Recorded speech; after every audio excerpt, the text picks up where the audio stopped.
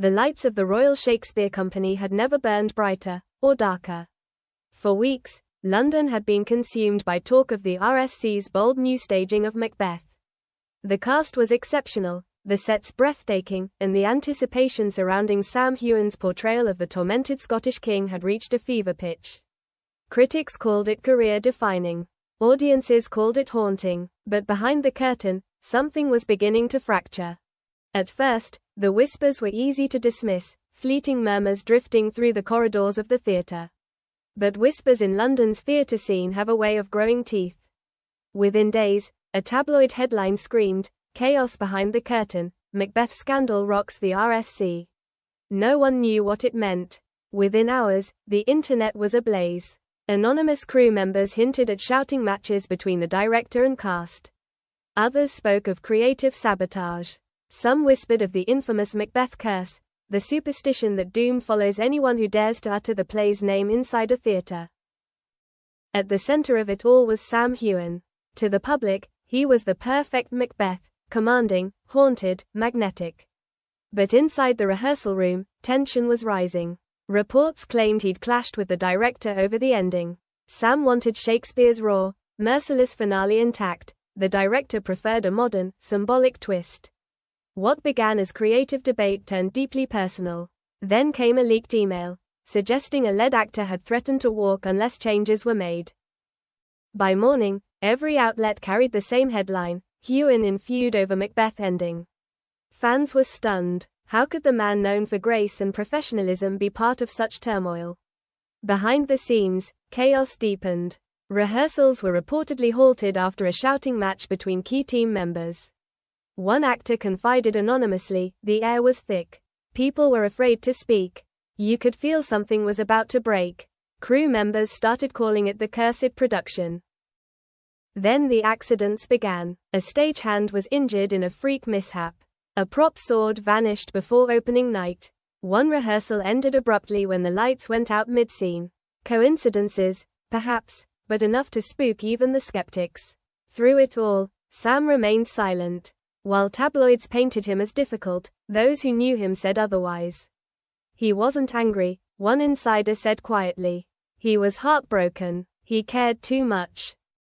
Then came the night of the premiere, the performance that changed everything.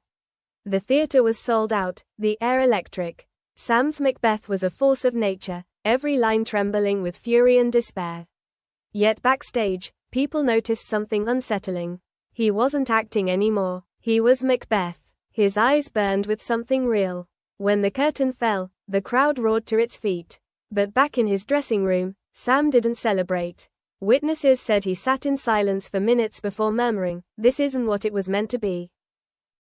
The next morning, headlines took a darker turn. RSC Macbeth scandal deepens. Was Heughan betrayed? Articles speculated that crucial scenes had been cut without his consent. Fans demanded answers. Hashtags like #Macbeth scandal and #justice for Sam trended worldwide. Still, he said nothing. For a week, the silence was deafening. Reporters camped outside the theatre. The RSC refused to comment, calling it an internal matter. But the tension was palpable in every performance, the cast distant, the energy fractured. Finally, the turning point. During a live interview meant to promote the show, the host cautiously addressed the rumors. "There's been talk of creative disagreements, even betrayal," she said. "Is there any truth to that?" The studio fell silent. Sam looked down, then up, straight into the camera. "There's always truth in every rumor," he said slowly. "But not always the truth people expect." The air froze. The host blinked, caught off guard. Sam gave a faint, weary smile. "Let's just say some stories are darker off stage than on." The interview ended abruptly, but the world had already erupted. What did he mean? Who betrayed him? Within hours, his words were everywhere. And the next morning, the theatre world went still, the kind of silence that always comes before a storm. Every major paper printed the same quote, "Some stories are darker off stage than on." It was mysterious, ominous, enough to turn gossip into revelation. What had really happened behind the velvet curtain of the RSC? By dawn, Anonymous emails began to circulate online. They spoke of manipulation, of power struggles, of integrity sacrificed for politics. One alleged crew member wrote that senior producers had demanded last-minute rewrites to satisfy donors. Another claimed the original vision had been gutted. And in every message, one name appeared: Sam Heughan. The story spread like wildfire. A Guardian journalist wrote, "This is not just about one actor or one play. It's about what happens when truth is rewritten for profit." Then Sam broke his silence again, this time deliberately. He appeared in a dimly lit video on social media, rain tapping softly against a window behind him. His voice was calm but raw. "I stayed quiet to protect those I worked with," he began, "but I owe honesty to the people who came to see the truth in Macbeth, and to the art itself." He revealed that several crucial scenes had been altered without his consent, including Macbeth's final soliloquy, "Life's but a walking shadow." "I fought to keep that moment," he said quietly. "Because it's not just about death, it's about the emptiness of ambition, the cost of losing your soul. When it was removed, something essential died in me." He paused, eyes steady. Yes, there was conflict.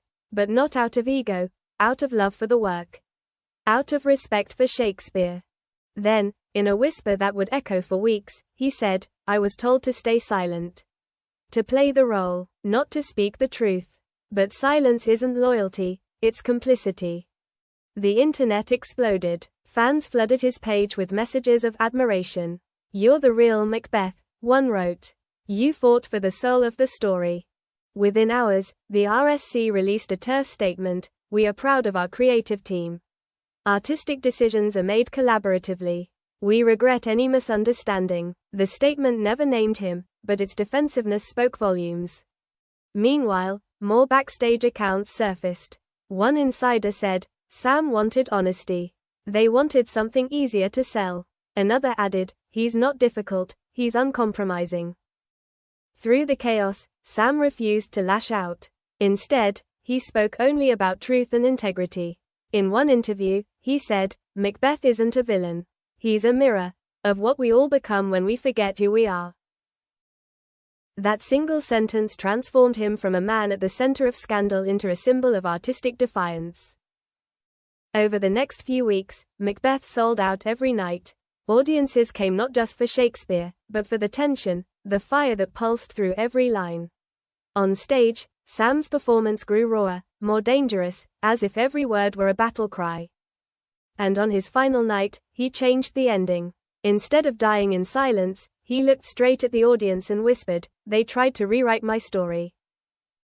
The crowd gasped. Some said it was spontaneous. Others claimed it was planned. Either way, it became legend. When the curtain fell, Sam Heughan walked off stage for the last time, not just from Macbeth, but from the production itself. The next morning, he posted a message to his fans: "I'll always love this play, and everyone who brought it to life. But art must stay honest, or it's nothing. I'd rather lose the crown than wear it stained." That single line went viral, shared across thousands of headlines, quoted by actors around the world. The RSC never addressed the controversy again. The show continued with an understudy, but the spark was gone. Something irreplaceable had burned out.